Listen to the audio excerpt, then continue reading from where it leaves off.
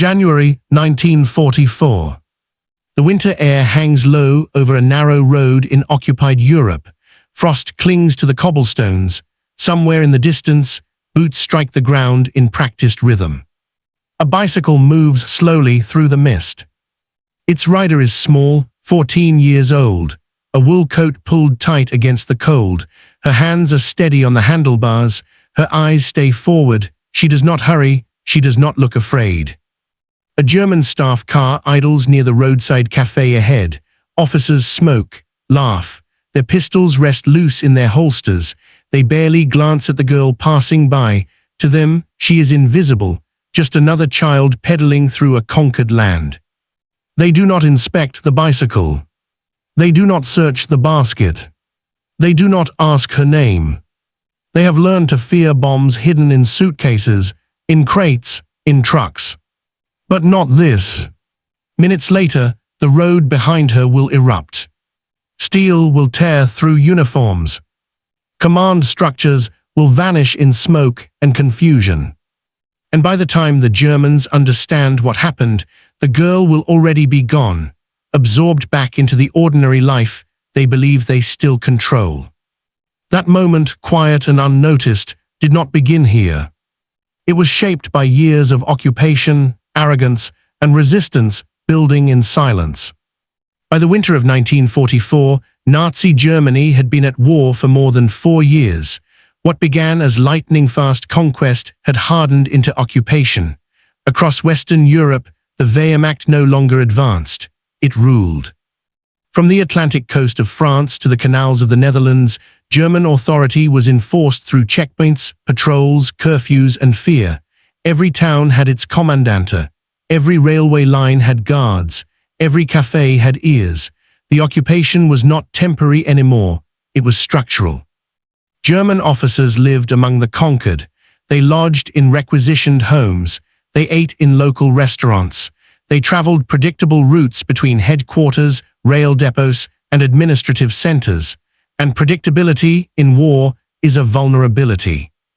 Resistance movements did not appear overnight. They formed slowly, often invisibly. At first, they passed information, who traveled where when patrols changed, which trains carried officers instead of supplies. Then came sabotage, railway switches damaged, telephone lines cut, fuel depots burned in the night. But by 1943, resistance networks had evolved. They were no longer just observers, they became hunters. The German response was brutal and systematic. Collective punishment, hostage executions, deportations, entire villages punished for the actions of a few. The Gestapo expanded its reach, hunting resistance cells with infiltration, torture, and informants. Adult men became immediate suspects, women increasingly so. Children did not. This was not oversight, it was doctrine. German counterinsurgency training emphasized military-age males as threats. Teenagers were registered, questioned, watched, but not treated as operational risks. A girl under 15, especially one carrying a bicycle, existed below the threshold of suspicion. Bicycles themselves were everywhere. Fuel shortages made them indispensable. Farmers used them. Clerks used them. German soldiers used them. In occupied cities, bicycles became part of the visual background of daily life. They were not searched unless there was a reason. Resistance leaders understood this environment intimately. They studied German habits the same way the Germans studied populations. They noted which patrols ignored which faces, which checkpoints waved through children without a pause, which officers laughed when a girl pedaled past with bread in her basket. By late 1943, Allied advances changed the tempo of resistance warfare. The Normandy landings were being prepared. Intelligence, disruption, and targeted killings became urgent. German officers coordinating transport, logistics, and anti-partisan operations were no longer abstract enemies. They were named, tracked, mapped. And reaching them required moving through occupied streets without triggering alarms. That is where the bicycle re-entered the war, not as transport, but as concealment. Small explosive charges had already been developed for urban sabotage. Timers had been miniaturized. Detonators could be hidden in everyday objects, toolboxes, satchels, even loaves of bread. The challenge was not the technology, it was delivery. Trucks were searched, trains were watched, couriers were intercepted. Children were not. Across the Netherlands, Belgium, and northern France, resistance cells began recruiting teenagers not as fighters, but as carriers. The youngest among them were often girls. They blended in, they raised fewer questions, and when questioned, they were believed. A 14-year-old girl on a bicycle could cross a city faster than any armed man. She could pass through checkpoints with a smile and a nod. She could stop near an officer's car without being noticed. What German intelligence failed to understand was not the technology of resistance, but the psychology of underestimation. And in that gap between power and perception, something deadly began to take shape. The system that allowed a child to move freely through occupied territory was the same system that would soon betray German officers at the very center of their authority. By early 1944, resistance warfare had entered a decisive phase. The Allied invasion of Western Europe was no longer theoretical. It was scheduled, rehearsed, and imminent. For resistance leaders, time became the most valuable resource. Every German officer removed from the field meant fewer trains coordinated, fewer reprisals organized, fewer counterattacks launched when the landings came. The goal was no longer disruption alone, it was paralysis. German command structures in occupied territories relied heavily on mid- and senior-level officers traveling constantly between regional headquarters. These men coordinated rail security, troop rotations, anti-partisan sweeps, and Gestapo operations. They were not frontline soldiers. They were administrators of occupation, and they moved in predictable patterns. Morning briefings, midday inspections, evening returns. Resistance intelligence mapped these routines meticulously. Observation posts recorded license plates. Cafe owners noted arrival times. Railway workers counted escorts. Over weeks and months, patterns emerged so reliable they resembled timetables. The challenge remained delivery. Urban assassinations carried high risk. Firearms drew attention. Grenades required proximity and escape routes. Larger bombs needed vehicles that were searched.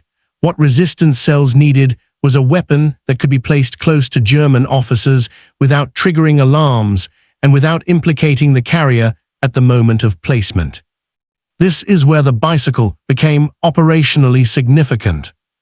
Bicycles offered three critical advantages. First, they allowed silent movement through streets where engines were restricted. Second, they provided plausible reasons to stop near military vehicles, adjusting a chain, resting, checking a tire. Third, they offered multiple concealment spaces, baskets, saddlebags, hollow frames, even modified fenders. Explosive charges used in these operations were small but lethal. Typically weighing between 1 and 2 kilograms, they relied on shrapnel and confined detonation rather than raw blast. Timers varied, some chemical, others mechanical, designed to detonate minutes after placement. The intent was not spectacle, it was certainty. Children recruited for these tasks were not chosen randomly. Resistance groups selected those who understood routes, spoke calmly under pressure, and could follow instructions precisely. Many came from families already involved in underground activity. Some had lost relatives to executions or deportations. Their motivation was not abstract patriotism, it was personal. Training was brief and controlled. Couriers were not told full details. They were instructed where to go, where to stop, what to leave behind, and how long to wait before departing. Compartmentalization protected both the network and the child. German counterintelligence, meanwhile, focused elsewhere. Gestapo files from the period show intense scrutiny of adult resistance suspects, factory workers, railwaymen, teachers, clergy. Surveillance resources were finite, and they were allocated according to perceived threat. Teenage girls were rarely listed as operational risks. When detained, they were often released quickly. This miscalculation had consequences. In multiple occupied regions, Resistance attacks began to display a pattern, German officer casualties occurring along transit routes without eyewitness accounts of attackers. No gunshots, no visible assailants, just sudden explosions near parked or idling vehicles. German reports described these incidents as cowardly acts and unpredictable sabotage. What they did not yet recognize was that the delivery method had changed. The weapon was no longer the bomb alone, but who carried it. The bicycle rider became a ghost in the system, unnoticed before the blast, untraceable after. By the time German authorities began tightening searches of civilian traffic, the method had already proven its effectiveness. Dozens of officers across occupied territories were killed or wounded in similar attacks, each one eroding confidence, increasing paranoia, and forcing changes in movement protocols. But those changes came too late for the men who believed they were safe among civilians. Because somewhere on a cold road, a girl on a bicycle was already pedaling away, leaving behind nothing that looked like a weapon and everything that would soon become one. That moment of delivery, quiet and precise, would mark the turning point from preparation to execution. And from there, the story narrows, from the system to the angles through which this war was fought. Human angle. For the girl, war did not arrive as a single moment. It crept in slowly, through ration lines, through whispered conversations after curfew, through the absence of neighbors who never returned. Childhood in occupied Europe was not erased overnight. It was narrowed, compressed, and reshaped. At 14, she still attended school when possible. She still ran errands. She still rode her bicycle through streets she had known all her life. But layered beneath routine was awareness. She knew which roads were watched, which uniforms meant danger, which questions to answer simply and which never to ask. Resistance leaders did not frame her role as heroism. They framed it as necessity. She was not given slogans. She was given instructions, clear, limited, exact. That clarity allowed her to act without hesitation. The psychological burden was immense, but it was managed through normalization. She was not told how many would die, only that the package must be placed and the time observed. The war around her had already taught her that innocence did not protect anyone. It only disguised them. Tactical angle. From a tactical standpoint, the bicycle operation exploited three overlapping blind spots: age, gender, and normalcy. German forces had adapted to bombs in luggage, vehicles, and rail cars. They had not adapted to the idea that the delivery system itself could be invisible. The bicycle allowed proximity without suspicion. Officers expected danger to approach them, not roll quietly past and stop a few meters away. The act of parking a bicycle near a staff car did not register as threat behavior. The timing mechanisms were equally calculated. Detonations were delayed to ensure the carrier was clear of the area. This protected the network and prevented immediate pursuit. By the time German guards reacted, the rider was already indistinguishable from any other civilian. Enemy angle. German occupation doctrine depended on order and hierarchy. Officers believed their authority insulated them. They traveled with escorts. They occupied central locations, but their confidence rested on assumptions, particularly about who could be dangerous. Reports from the period reveal frustration rather than understanding. Investigators searched for armed men, saboteurs, or infiltrators. They did not initially consider that the carrier had already passed through checkpoints without resistance. The enemy did not fail because they lacked force. They failed because they misjudged perception. That misjudgment would soon force a reckoning, not just tactically, but morally and psychologically. Moral angles. The use of minors in resistance operations remains one of the most uncomfortable truths of occupied Europe. It was not celebrated at the time, and it is not easily judged in retrospect. Resistance leaders understood the ethical cost. They also understood the alternative. German reprisals did not distinguish by age. Children were deported. Teenagers were executed as hostages. Entire families vanished overnight. In that environment, the moral framework of peacetime collapsed. Survival and resistance merged. The girl was not forced, she was asked, and that distinction mattered deeply to those who organized the network. Consent, however limited by circumstance, was the line they clung to. War stripped away many choices. This was one she still had. Psychological warfare angle. Beyond physical casualties, these operations inflicted something less visible but equally damaging: uncertainty. German officers began to fear the ordinary. Streets felt hostile. Civilians felt unreadable. Trust dissolved. Security protocols tightened. Officers altered routes daily. Escorts increased. Vehicles avoided stopping in public spaces. These measures slowed operations and strained manpower. Fear, once imposed on civilians, began to circulate within the occupation forces themselves. Leadership angle. Resistance leadership understood that symbolism mattered.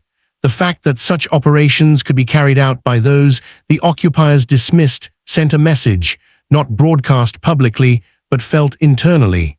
Power was not where the Germans believed it resided. These leaders did not see the bicycle as a weapon. They saw it as a key, one that unlocked access denied to armed men. Their decisions were not reckless. They were calculated responses to an enemy who had weaponized occupation itself. By early 1944, this strategy had reached its most dangerous phase. Intelligence had been gathered, routes memorized, devices prepared. What remained was execution. And execution, in this war, did not arrive with gunfire or battle cries. It arrived quietly, on two wheels, at a time and place the enemy believed was safe. The operation was scheduled for a weekday morning. German officers favored routine. Predictability kept their days efficient and, in their minds, controlled. On this route, between a regional headquarters and a rail coordination office, staff cars stopped regularly near the same cafe. The drivers smoked. The officers reviewed papers. 10 minutes, sometimes 15. Resistance observers had timed it for weeks. The bicycle route was chosen for its ordinariness. Narrow streets, civilian traffic, no checkpoints within the final stretch. The girl memorized every turn. She had ridden it hundreds of times before the war. That familiarity was essential. Panic comes from uncertainty. Familiar roads reduce it. The device was prepared shortly before dawn, compact, wrapped to prevent sound. The timing mechanism tested twice. It would activate only after placement. Once engaged, there would be no visible sign, no ticking, no smoke. She was told to ride as usual. No hesitation. No urgency. No deviation.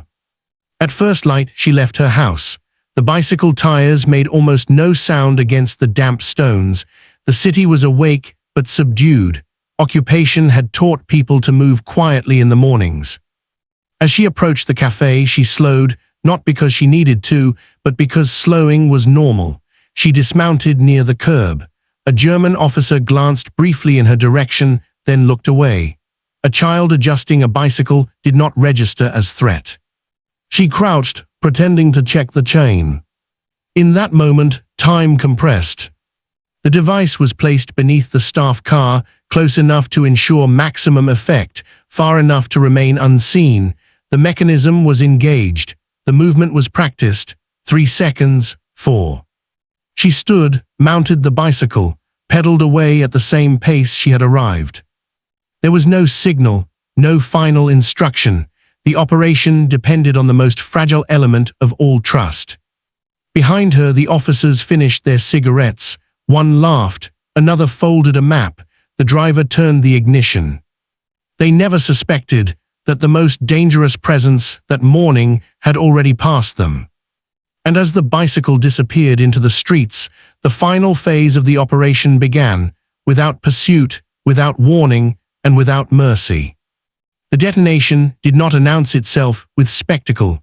There was no fireball rising above the rooftops, no thunderous echo across the district. There was only a sharp concussion, contained, violent, precise. The staff car ceased to exist as a vehicle. Shrapnel tore through metal and flesh in confined space. Windows shattered outward. The cafe's facade collapsed inward. Men standing closest were killed instantly. Others were thrown to the ground, stunned, bleeding, disoriented. German reports later described the scene in clinical language: multiple officer fatalities, additional wounded, vehicle destroyed. The language stripped the event of chaos, but the chaos was there. Guards reacted instinctively, rifles raised, shouts filled the street, civilians scattered, but there was no attacker to chase, no gunman, no fleeing suspect, only confusion and smoke. Within minutes, military police cordoned off the area. Gestapo officers arrived soon after. The street was sealed, witnesses were questioned, identification papers were demanded. But the girl was already far beyond the perimeter. She had turned twice, then 3 times. She blended into traffic. She rode past soldiers who now searched bags and pockets, searches that came too late. Her bicycle was empty, her hands were clean, her face showed nothing unusual. By midday, German command acknowledged the loss. Several officers, including mid-level coordinators, were confirmed dead. Others would die later from wounds. The precise number varied by report, but the impact was immediate. Orders followed rapidly, routes were changed, public stops were suspended, officers were instructed not to linger, escorts doubled, civilian movement faced new restrictions. But the damage had already been done. This was not an isolated incident. It fit into a pattern that German intelligence could no longer ignore. Similar attacks had occurred elsewhere, each one eroding the illusion of control, each one revealing that occupation had created enemies where none were expected. The most unsettling realization came quietly, recorded in internal memoranda rather than public statements. The enemy was not just armed men in forests or cellars. The enemy could pass by unnoticed. By the end of the week, German forces shifted strategy, but adaptation in war often lags behind reality. The system that failed once had already failed many times before. And while the occupation tightened its grip, the resistance absorbed the lesson. The method worked. What followed would reshape security, retaliation, and fear on both sides of the occupation line. The German response was swift, severe, and familiar. Within hours of the explosion, occupation authorities imposed lockdowns across the district. Streets were sealed, tram lines halted, civilians were ordered indoors. House-to-house searches followed, carried out with urgency and anger rather than precision. The investigation began where German investigations often did, by looking for outsiders, men of fighting age, known resistance sympathizers, railway workers, cafe staff, anyone whose presence could be rationalized as suspicious. Dozens were detained, some were beaten, a few disappeared into the system. But the trail led nowhere. The method had left no obvious perpetrator, no weapon was found, no witness described an attacker. The only consistent detail was absence. No one had seen anything unusual before the blast. This absence unsettled German commanders more than the casualties themselves. Security directives were revised almost immediately. Officers were ordered to avoid public stops. Vehicles were to remain in motion whenever possible. Parking near civilian structures was restricted. Escorts were increased, pulling manpower away from other duties. These changes came at a cost. Efficiency suffered, schedules slipped, command coordination slowed. The occupation, already stretched thin, became more rigid and more afraid. For the resistance, the aftermath was quieter. There were no celebrations, no announcements. The girl returned home, she washed her hands, she resumed routine. That was the rule. Visibility invited death, not just for the carrier, but for everyone connected. Within resistance networks, the operation was logged briefly, almost clinically. Objective achieved, method effective, risk acceptable. Names were rarely written. Memory was safer than paper. But consequences followed regardless. German reprisals intensified in the region. Random inspections increased. Curfews tightened, food restrictions worsened. Civilians paid the price for an attack they could neither explain nor prevent. This burden weighed heavily on resistance leaders. Each successful operation carried a shadow, measured not just in enemy losses, but in civilian suffering. Yet retreat was no longer an option. The invasion was approaching. Time was collapsing. As spring approached, similar tactics were employed elsewhere. Bicycles, couriers, delayed detonations near officer vehicles, not always children, not always girls, but the principle remained the same. The occupiers could no longer trust what they saw. And that erosion of certainty marked the true aftermath of the operation, not just destroyed vehicles or dead officers, but a psychological fracture in the occupation itself. That fracture would widen in the weeks to come, shaping how both sides moved, feared, and fought. As weeks passed, the strategic impact of such operations became clear. German officers adapted, but imperfectly. Convoys were rerouted. Staff cars were replaced by trucks. Officers traveled in groups, never alone. Yet the underlying vulnerability remained.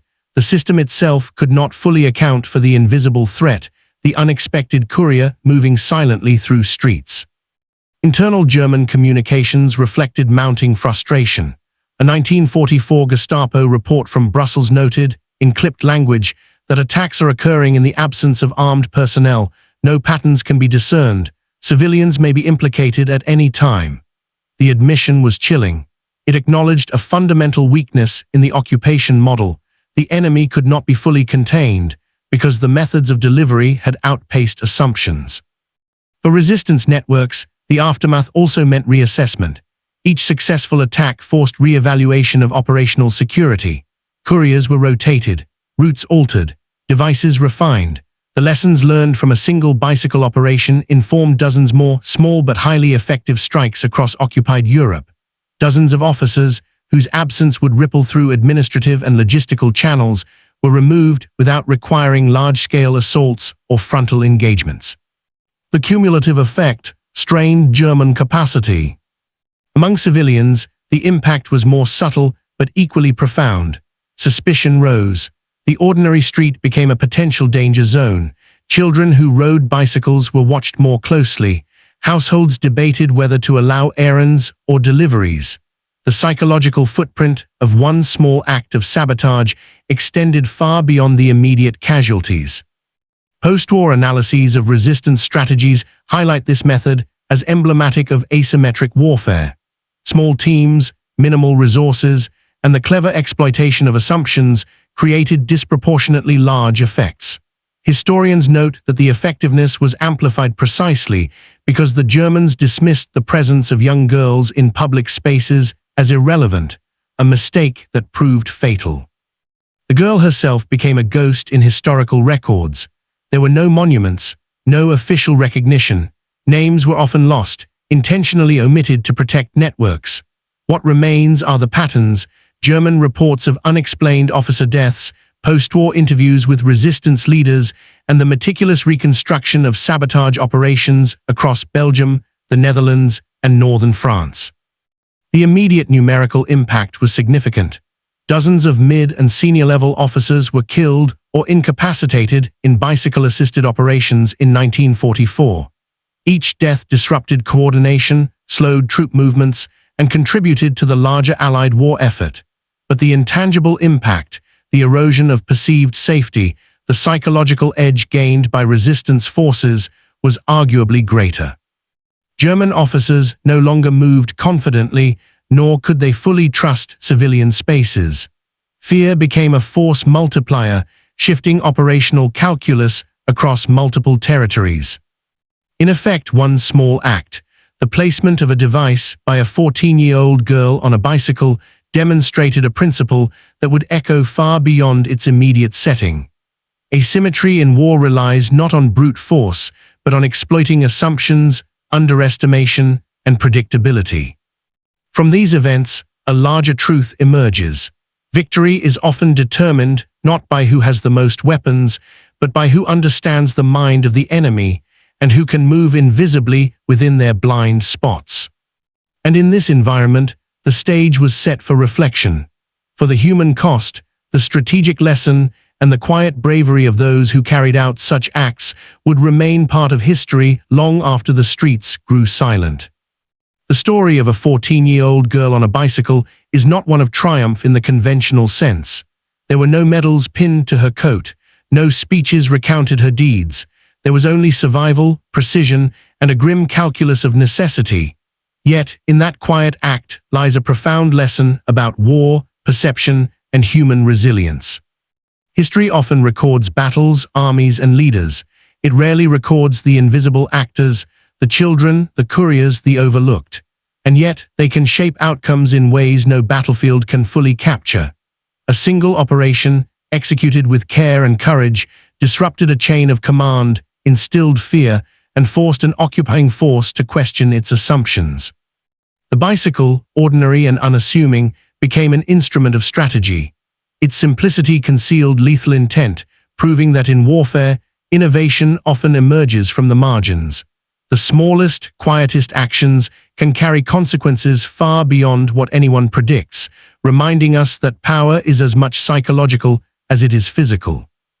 And there is a human element that cannot be measured in reports or casualty numbers.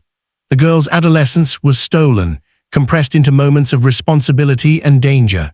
Her courage, willingness, and precision reflect both the resilience of those under occupation and the moral complexity of survival in extreme circumstances. Ultimately, the episode endures not for the deaths it caused, but for the truths it reveals. The underestimated can alter the course of events, the ordinary can become extraordinary, and even the smallest figure, on a bicycle, alone and unnoticed, can leave a mark on history that echoes long after the engines have stopped and the streets have emptied.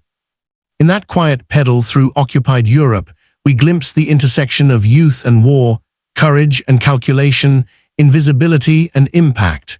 And in understanding it, we recognize that history is shaped not just by the powerful, but by those whom the powerful refuse to see.